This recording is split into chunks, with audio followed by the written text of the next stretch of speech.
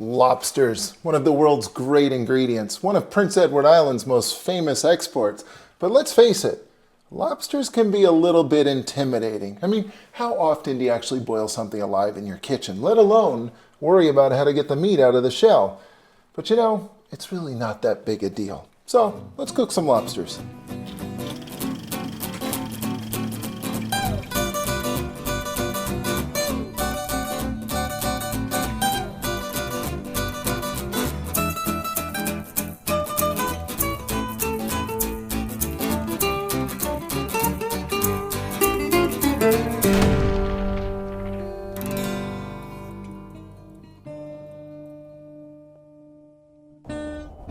Lobsters can be a little bit controversial. There's a raging debate over whether you should steam a lobster or boil a lobster.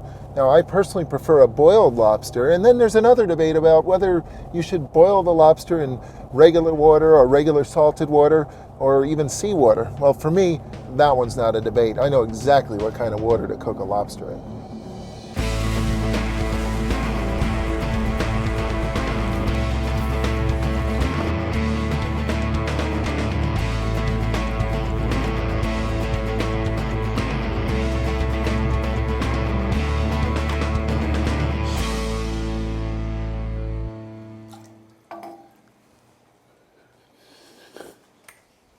Tastes like a day at the beach. But what if you don't have a beach in your backyard? What if the ocean's not lapping up to your front steps? Well, then it's really as simple as for every quart of water you use, add 1 tablespoon of salt. 1 quart of water, 1 tablespoon of salt. Very simple. The rubber bands on the lobster's claws are there mainly to keep it from damaging other lobsters and to keep it from damaging you, but those same rubber bands will damage the flavor of the lobster when you boil it. So you've got to figure out a way to get the rubber bands off without damaging yourself, and that's actually quite easy. Here's what you do. Grab onto the claws, then cross them over, just like that, cross them, okay? And then hold them firmly. Just grab on nice and tight, and now your hand is free to pull off the rubber band. Just like that. So how long does it actually take to cook a lobster? Well, here's what you do. First of all, start with as much boiling water as you can put together in your kitchen. Then add the lobsters to the boiling water. And then when the water returns to the boil, time out 5 minutes. At that point, you've got a perfectly cooked lobster. And that's more than enough time to get some butter ready. When it comes to eating lobster, there's nothing better than dipping it into melted butter. And you can leave it at that, or if you like, you can add some more flavor to the butter by browning it. So here's how brown butter works. There are actually 3 things in butter. You've got 85% or so fat, 10 or 12% or so water, and a couple percentage points of milk fat solids. So as you melt the butter, the water inevitably cooks off, the fat stays behind, it rises in temperature and begins to brown the remaining milk fat solids. And that browning adds an incredible amount of flavor to the butter. It also makes it a wonderful thing to dip lobster in. As the butter melts, gently swirl it and keep an eye on things because in just a few moments it's going to start to brown. It'll start off kind of tan and work its way through beige, and eventually it'll get deep and rich and dark golden brown. And that's what you're looking for because that means flavor.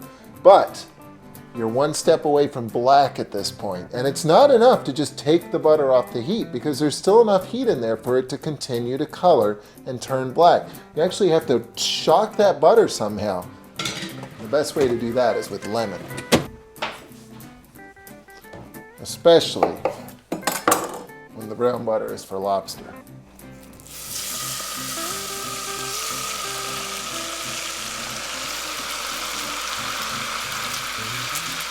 Lemon flavored brown butter.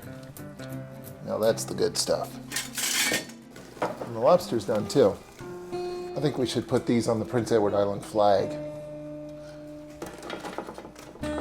So now here comes the debate, the inevitable debate about whether you're doing it the right way or not. This is one of those skills that a lot of people don't know how to do. So inevitably there's all this conversation about the right and wrong way to open up a lobster. Look, there's no right or wrong way. As long as you're getting the meat out of the lobster, you're doing it the right way. I mean, I've sat at picnic tables on Prince Edward Island and watched 12 people open lobster 12 different ways.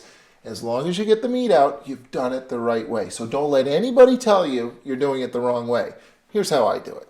I start by simply pulling off the claws from the front. Just break them right off along with the knuckles. Set those aside.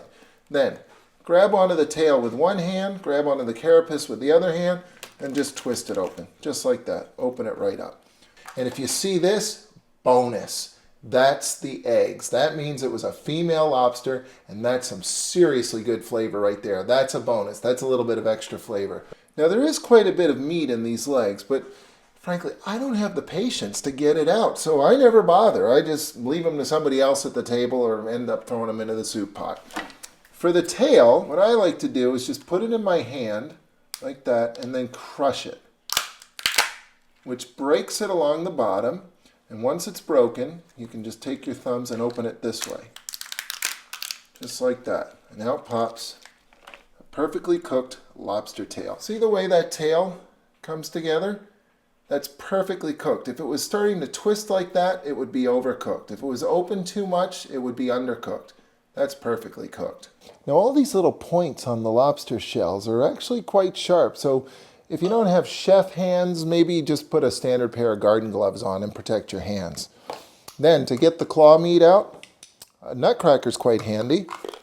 Just break it just enough so you can get inside there and pull that claw out. It's also useful to sort of pop that first little hinge shell there.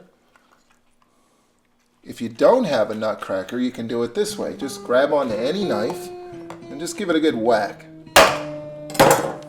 Break it apart. Now I know this looks like a whole lot of work, but it's worth it for all of this flavor right here. And then there's that last debate. What's it gonna be? Do you prefer the tail or the claw? I actually like them both, but I prefer the claw. I think the claw's got the most flavor, the sweetest flavor, especially when you dip it in lemon brown butter.